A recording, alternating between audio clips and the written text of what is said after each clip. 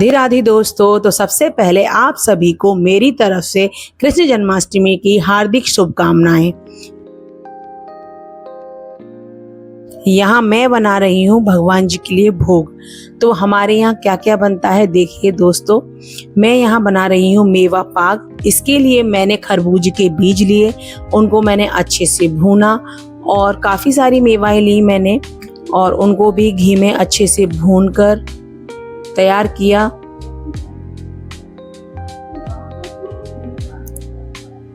खरबूज के बीज भुनने के बाद मैंने निकाल लिया और अब उसके बाद मैंने उसी कढ़ाई में खाने भून रही हूँ और अच्छे से इनको भूनने के बाद इनको मैं निकाल लूंगी।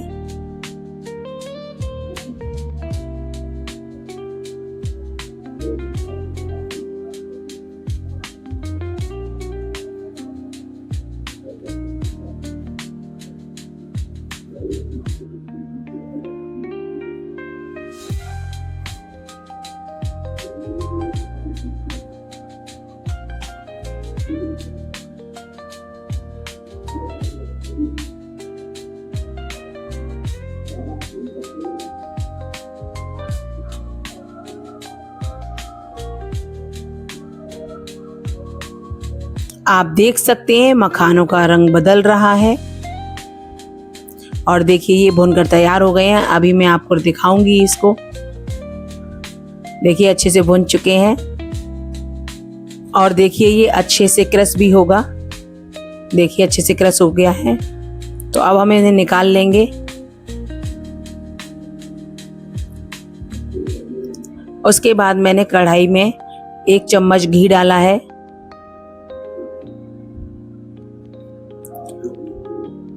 और उसमें मैं डालूंगी 1 छोटी कटोरी बादाम। इन्हें मैं अच्छे से भूनूंगी।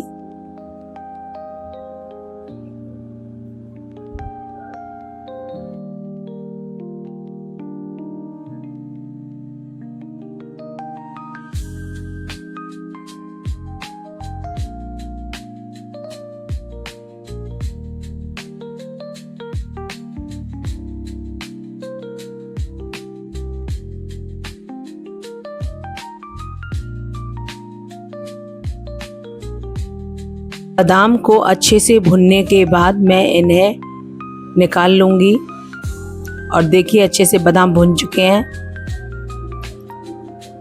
अब मैं इन्हें निकाल रही हूं और इसी कढ़ाई में मैं डाल दूंगी अब किशमिश। वो भी 1 छोटी कटोरी किशमिश है। तो आपको जैसा भी अच्छा लगे आप वैसे डाल सकते हैं इसमें।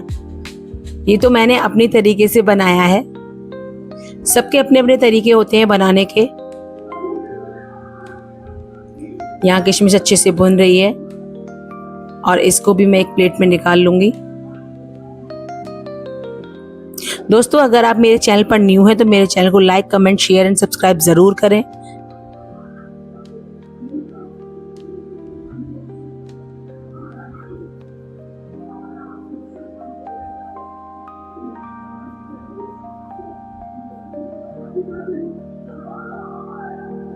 किशमिश भुन जाने के बाद मैं अब इसमें डालूंगी ग्रेटेड नारियल। यह है सूखा नारियल है ये और इसे मैं अच्छे से भूनूंगी। जब इसका रंग बदल जाएगा तब मैं इसको एक प्लेट में निकाल लूंगी।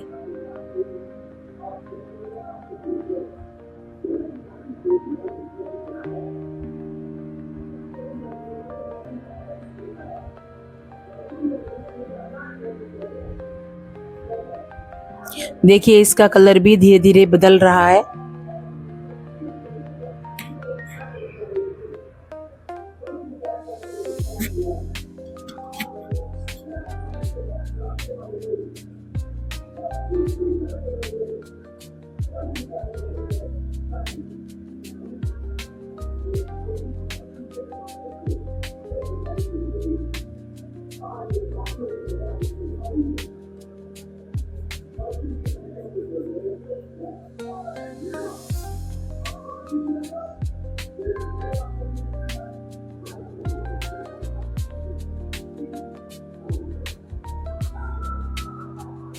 अब देखिए हमारा नारियल भुन चुका है और मैं अब इसे एक प्लेट में निकाल लूंगी।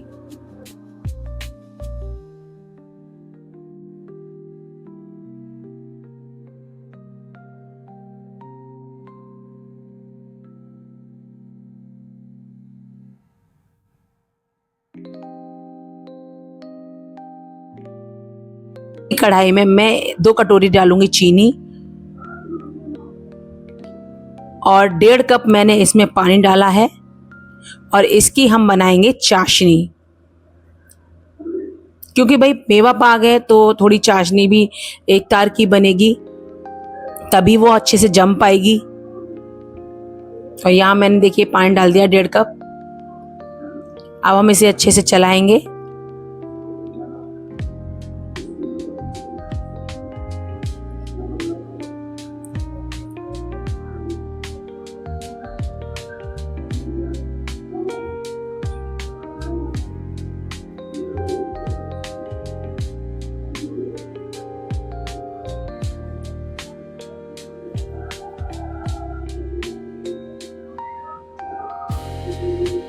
जब तक यहाँ हमारी चाशनी तैयार हो रही है तब तक हम अपनी जितनी भी भुनी हुई मेवाएं हैं उन सभी को पीस लेंगे। थोड़ा दरदरा पीसेंगे। यहाँ देखिए मखाने, खरबूजे के बीज, नारियल और ये बादाम और किशमिश, इन सभी को हम पीस लेंगे। थोड़ा दरदरा पीसेंगे जिससे खाने में भी अच्छे से क्रंची लगे। यहाँ देखिए मेवा पीसने के बाद मैं यहाँ आ गई और देखिएगा चाशनी भी तैयार हो चुकी है, अच्छे से उबाल आ रहा है। अब मैं इसे चेक करूंगी। चेक करने के लिए मैंने यहाँ एक प्लेट ली है, उसमें मैं 1-2 बूंद चाशनी डालूंगी और चेक करूंगी कि तैयार है कि नहीं है।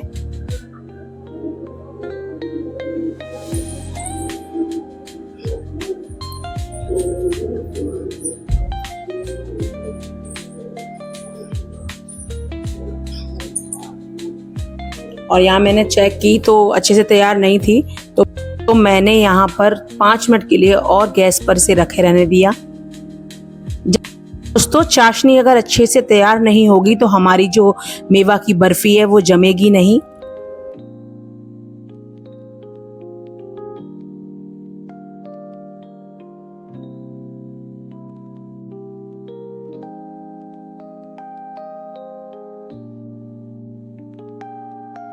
जब तक यहाँ चाशनी तैयार हो रही है तब तक मैं 2 प्लेट में घी ग्रीस कर लूंगी, जिससे जो बर्फी है वो अच्छे से छूट जाए, आसानी से छूट जाए हमारे बर्तन से।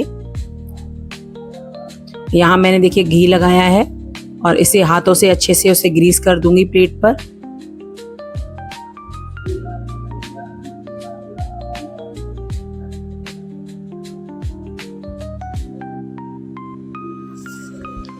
यहाँ मैंने चाशनी मेरी तैयार हो गई है, तो यहाँ मैंने 2 चम्मच खोया डाला है, क्योंकि मेरी मम्मी डालती थी।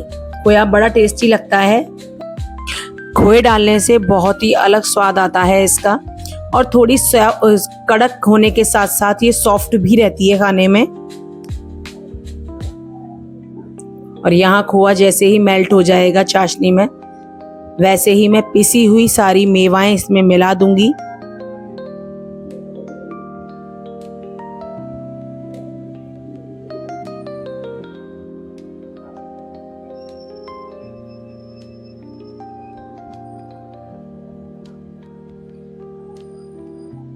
देखिए खोया मिल चुका है, तो अब मैं जितनी भी पिसी मेवाएं हैं सारी मैं इसमें डाल दूंगी और इन्हें अच्छे से मिलाकर अब जल्दी जल्दी चलानी होगी, क्योंकि फिर ये जम जाएगी वरना कढ़ाई में, तो फिर हमारी जो मेवा पाक है वो खराब हो जाएगी। अब मैंने गैस को किया कम और इसे अच्छे से चलाया।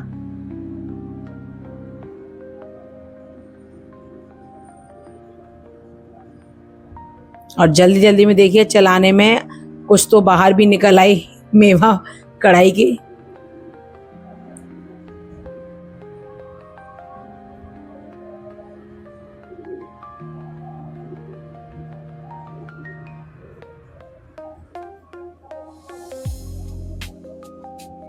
यहाँ मैंने गैस को किया ऑफ और आ गई मैं अपनी जहाँ मैंने ग्रीस करके रखा था प्लेट में, उसमें जल्दी जल्दी करने के लिए, क्योंकि देखिए आप देख सकते हैं धीमे धीमे अपने आप ही प्लेट से छूट रही थी।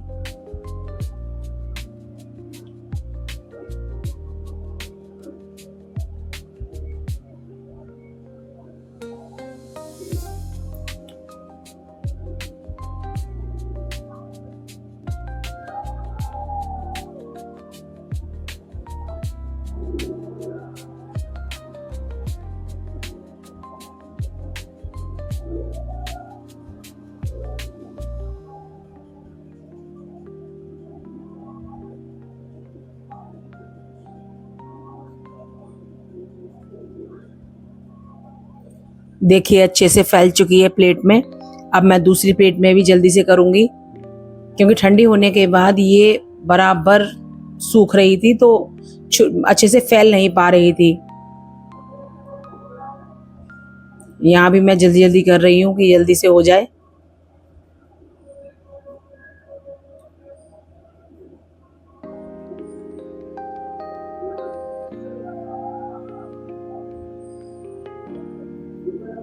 और देखिए हमारी जो पाग है वो बिल्कुल बनकर तैयार हो गया है।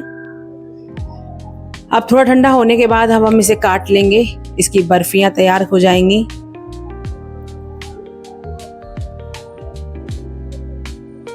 देखिए यहाँ मैंने कट भी कर दिए है। अब हम तैयार करेंगे पंजीरी। इसके लिए मैंने यहाँ आटा लिया है और उसे धीरे धीरे करके भून रही हूँ।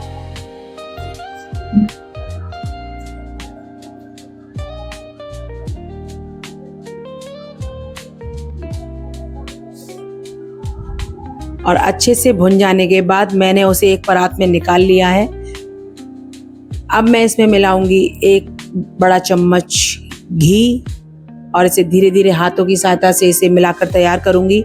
मैंने इसमें बूरा भी डाला, तुलसी भी डाली, पंचमेवा भी डाली और मैंने पंजीरी तैयार करके रख दी।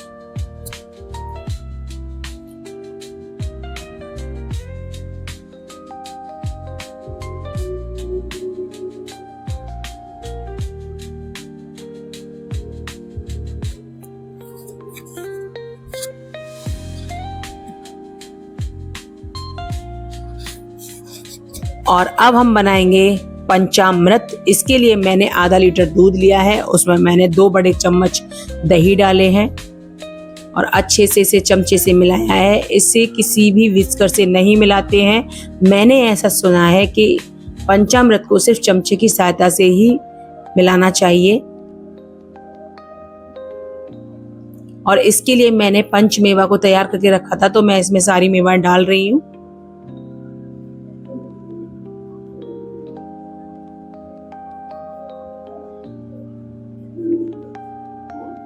उसके बाद मैं इसमें डालूंगी 1 चम्मच शहद, बूरा, घी, तुलसी दल। इस तरह से सभी चीजों को डालकर हमने मिलाया और मिलाकर हमारा तैयार हो गया पंचामृत। मेरे कान्हा का जो भोग है वो तैयार हो चुका है। पहले मैंने मेवा पाक बनाया, फिर मैंने पंजीरी बनाई, पंचामृत बनाया।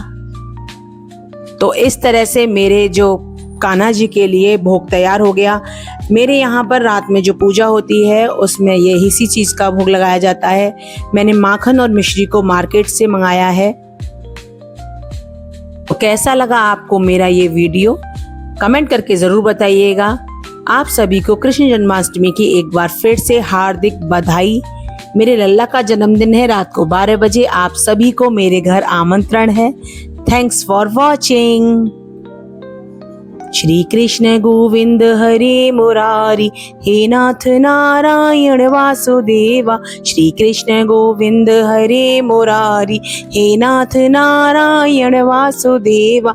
हे नाथ नारायण वासुदेवा, हे नाथ नारायण वासुदेवा। श्री कृष्ण गोविंद हरे मुरारी, हे नाथ नारायण वासुदेवा।